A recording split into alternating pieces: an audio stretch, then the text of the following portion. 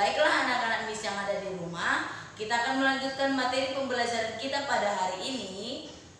Nah, sebelum itu kita terlebih dahulu berdoa. Bagi anak-anak Miss yang ada di rumah, ambil sikap berdoa. Miss akan pimpin di dalam doa. Terima kasih Tuhan atas kasih dan penyertaan-Mu. Kami akan belajar dari materi pembelajaran kami hari ini. Berikanlah kami kebijaksanaan dan roh pengertian, agar kami memahami setiap materi yang disampaikan hari ini. Dari awal hingga akhir Tuhan yang memberkati. Dalam nama Tuhan Yesus kami berdoa. Amin. Kompetensi inti pada pembelajaran kita hari ini yaitu 1. Menghargai dan menghayati ajaran agama yang dianutnya. 2. Menghargai dan menghayati perilaku jujur, disiplin, tanggung jawab, peduli, santun, percaya diri dalam berinteraksi secara efektif dengan lingkungan sosial dan alam dalam jangkauan pergaulan dan keberadaannya. Ketiga, memahami dan menerapkan pengetahuan berdasarkan rasa ingin tahunya tentang ilmu pengetahuan, teknologi, seni, budaya, terkait fenomena dan kejadian tampak mata. Keempat, mengolah, menyaji, dan menalar dalam ranah konkret dan ranah abstrak sesuai dengan yang dipelajari di sekolah dan sumber lain yang sama dalam sudut pandang ataupun teori. Kompetensi dasar yaitu mensyukuri hidup sebagai orang beriman sesuai dengan teladan Yesus. Kedua, menunjukkan sikap hidup orang beriman sesuai dengan teladan Yesus. Ketiga, memahami makna hidup beriman sesuai dengan teladan Yesus. Keempat, membuat karya yang berkaitan dengan sikap hidup sebagai orang beriman sesuai dengan teladan Yesus. Indikator pembelajaran hari ini, siswa mengakui betapa berharganya Yesus Kristus dalam kehidupannya. Siswa merespon keteladanan tentang berkorban yang Yesus ajarkan dalam kehidupannya. Tujuan pembelajaran: 1. Siswa mampu mengakui betapa berharganya Yesus Kristus dalam kehidupannya. Kedua, siswa mampu merespon keteladanan tentang berkorban yang Yesus ajarkan dalam kehidupannya. Nah, untuk materi kita hari ini yaitu belajar dari para martir. Nah, pada kesempatan ini kita akan belajar dari murid-murid Yesus yang setia.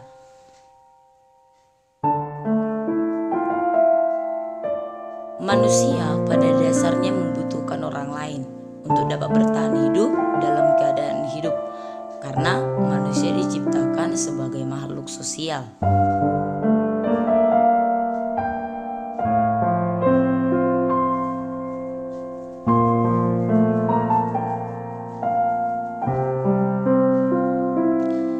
Nah, pertanyaannya yang mendasar dalam pembahasan ini adalah, mengapa harus Yesus Kristus yang menjadi teladan dan guru kita?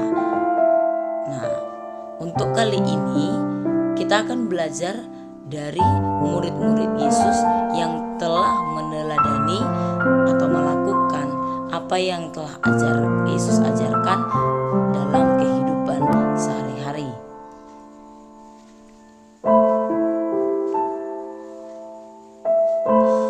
Dan menjadi jawaban yang sebenarnya adalah, sudah tentu karena kita disebut sebagai orang Kristen, maka pastilah Yesus Kristus sendiri yang harus menjadi teladan utama bagi orang-orang Kristen.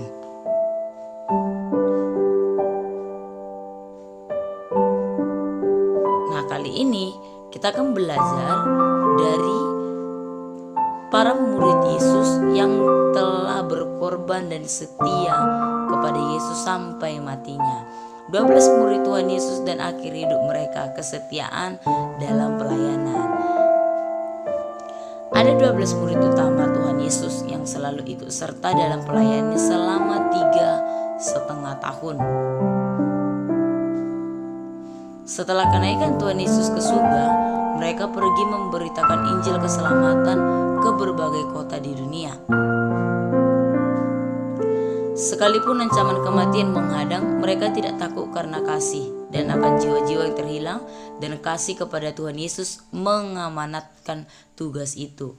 Inilah 12 murid Tuhan Yesus dan akhir hidup mereka. Rasul Petrus, seorang nelayan dari Galilea yang dipanggil untuk melayani Tuhan. Ia setia memberitakan Injil meskipun diancam kematian pada masa pemerintahan Kaisar Nero. Ia dihukum mati, disalibkan terbalik. Setelah ia menolak, disalibkan dengan kepala di atas karena mereka tidak layak untuk mati dalam posisi. Rasul Andreas, saudara kandung dari Rasul Petrus, juga dulunya dan nelayan. Ia memberikan Injil dan mati disalibkan di atas kayu salib berbentuk silang atau X di Patras. Rasul Yakobus tidak mau menyangkal Tuhan Yesus meskipun disiksa. Ia mati dipenggal di Yerusalem. Seorang prajurit Romawi yang melihat imannya menjadi percaya pada Yesus Kristus dan turut mati dipenggal. Sedangkan Rasul Yohanes digoreng hidup-hidup di Roma tapi tidak mati. Ia kemudian dibuang ke Pulau Patmos di mana ia menempatkan wahyu dari Tuhan. Selanjutnya ia dibebaskan dan ia melayani Tuhan hingga masa tuanya. Rasul Filipus dihukum cambuk dan kemudian disalibkan di Hierapolis. Ia terus berkhotbah saat disalib hingga ia meninggal. Rasul Bartolomeus melayani di Armenia dan kemudian dihukum mati dengan cara dikuliti hidup-hidup dan disalibkan.